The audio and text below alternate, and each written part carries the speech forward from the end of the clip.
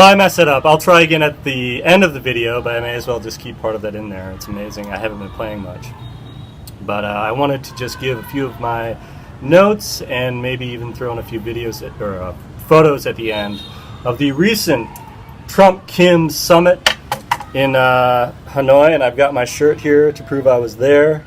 Peace. I love this design. I love the, you can see kind of Trump looks very alpha in this picture, and then you have the yang to his yin, or the yin to his yang, the feminine, almost passive element of Kim there in the background. Hanoi, Vietnam, 2019, and use of black and red and white, which is interesting because blue isn't anywhere on it. But we've seen a lot of blue in Hanoi, and it's all starting to come down. I think I saw the first few flags coming down the other day, but there are still a few signs, and I'll try to include some photos at the end, like I said. In my most clumsy introduction, welcome back, everybody, to Jinka Jabo. And it's warm again. I'm out here on the roof, and I just wanted to talk a little bit about the summit. And it happened, I guess it was 2 weekends ago. I was driving to work, and I saw all the flags on Leo Zai and Ban Khao streets, which are main roads that I take whenever I go into town. And it was North Korean, Vietnamese in the center, and American flags. And it was the first time that I saw American flags on display anywhere in Vietnam, and I am not sure that I ever saw them anywhere on display in China, in fact. And so it actually it made me tear up a little bit. I'm a little embarrassed to say that, but it was really amazing to see American flags on full display in Vietnam, especially when I've had, as time goes by, there's been some trouble I've had with culture. It's been difficult to fit in. Even after all this time, I'm coming up on my 3-year anniversary here, and it's hard to consider how far I've come and how far I still need to go in terms of understanding Vietnam and its people and everything about living here. And there's really no limit to any of that. But anyway, the summit really brought me a lot of peace. It wasn't just peace between nations. And of course, the media was dumping on it. But I'll just tell a few random personal stories. That was the first one, the American flag thing, seeing the American flag and seeing them everywhere, and actually getting off my bike and taking lots of pictures and seeing how people reacted to that and responded to that. And certainly on the last day buying this shirt and walking around and just seeing how I overheard one American couple, I think it was, in my neighborhood. I was walking to work that day, and the woman said to the man, "Oh, you wanted a shirt just like that. So get them now in the old quarter. They're probably all sold out." And anyway, but that was at the very end when I went out driving. I've been renting a motorbike for a long time. I thought, it's almost 3 years. I need to just stop driving so much. I want to lose weight. I want to walk more, and I want to get a bicycle. And so going through this whole thing, I decided I would drive around town just for one last time, go to the old quarter, see if I might get a glimpse of Trump. And I didn't expect to at all, but I did get a glimpse of his motorcade, the exact moment it was leaving, which was my last video, which I didn't even tag, let alone share on any of my social media accounts or anything. But I will put the link in the description below. And that was great, because, I'd seen Obama's motorcade before, too. Of course, Hanoi is a capital city, and so American presidents come here quite a bit. But Hanoi, or Obama's motorcade on Kim Ma Street was, it seemed to match the characteristic of the president, It was slow-moving, kind of, and there weren't that many cars, and there weren't many military vehicles. There weren't barricades and police on either side of the road. But for Trump, yeah, they brought out all the police. They had military guys with guns. They had weapons and stuff. It was kind of adorable, And I say adorable. I feel safe saying that because nuclear tests have stopped and relations are normalizing, and I consider this a great success in spite of what mainstream media is telling everyone. And of course, everyone was shook up over our man Trump here leaving early. But in fact, it's just part of negotiations in Asia. And anyone who lives here or anyone who's ever done business out here will tell you exactly that. And so it was all about bargaining. It was all about finding a good path for peace. And when they talked to him afterwards, I remember he said something like, "You should have seen how bad it was our first meeting, like how hostile it was." I'm sure they exchanged a lot of harsh words, and you even caught a few of those jabs on camera. I think there was one instance, in fact, where Trump was making fun of Kim's weight.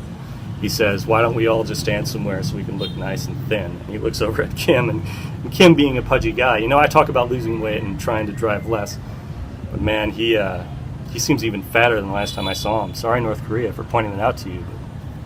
We make fun of our leaders. I mean, if you want to be part of the modern era, if you want to be part of civilization, then you need to get used to making fun of your leaders and icons and idols. Anyway,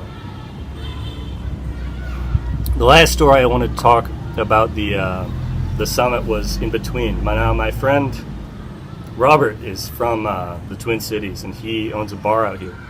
And he was talking about how much attention it was getting, because it's a cocktail bar. Most bars, many places here, they just serve maybe a few rail drinks, but it's mostly beer on the menu. But this is like a specific cocktail bar, and I'm sorry, man, if you see this. Like, I haven't been there. I'm not much of a bar person. I don't really go to bars. But anyway, I decided to go back just because I wanted to see what all the commotion was about. Because even CNN was there at one point, international press.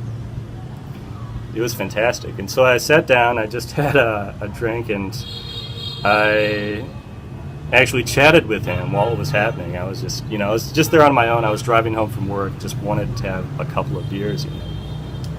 And I could hear this table of journalists on the right, and they just looked so different from any foreigner I've ever seen in Vietnam. They were not tourists, they were not backpackers. They were not professionals in some other career. Like, I've known people in all sorts of different trades come out here, not just teachers, but of course a lot of teachers. A full range of personalities and spectrums, and they all seem to be, I don't know, at least the people I know, maybe for what I know, but like for all the circles I've been in all the different places, all the different bars in this part of the world, you don't see many of the types like the journalists who are just so, I don't know how to describe it. They were just so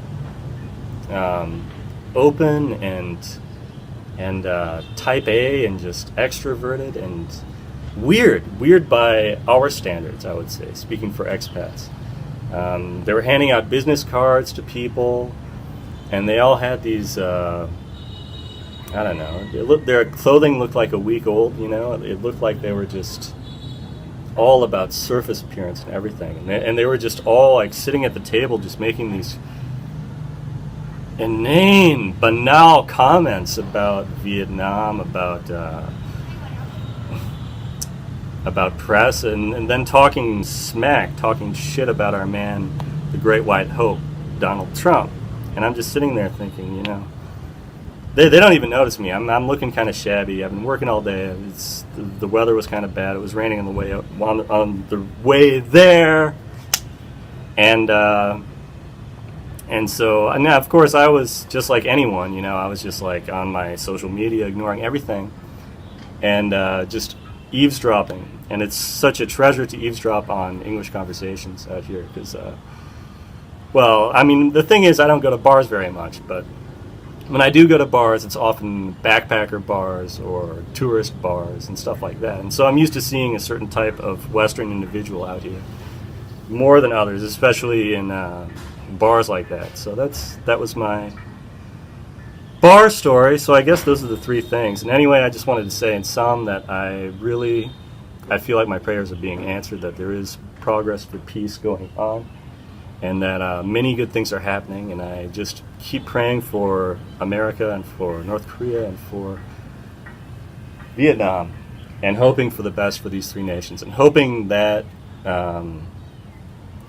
we get to that point where there's full denuclearization, where the market has opened up. And Trump said that in one of the meetings. He said, well, it would be great for North Korea to develop in the same way that Vietnam has. Because if you look in Vietnam, like sitting on my roof here, I'm not going to pick my camera up, but I see skyscrapers to my left and to my right, and so much progress and development. And in the 3 years that I've been here, coming back to this rooftop, I've seen so much development. I've seen the skyline just explode. And that's a very good example. It was a very good thing to put on the table when talking to Kim, when talking to North Korea and letting them know that this is what waits. Why not? Why not develop? Why not advance? And the other thing was, okay, the deal with Vietnam. It was like 15 or 16 billion dollars worth of jets, Boeing jets that were sold to Hanoi, which makes me think that soon I won't have to make any transfers in Narita or Incheon or Beijing, and I can just go straight to the States. Because it's been a while. It's been a while, and I just I feel like I should go back this summer, even if just for a little while. But we'll talk about that later. Thanks for listening. Over and out.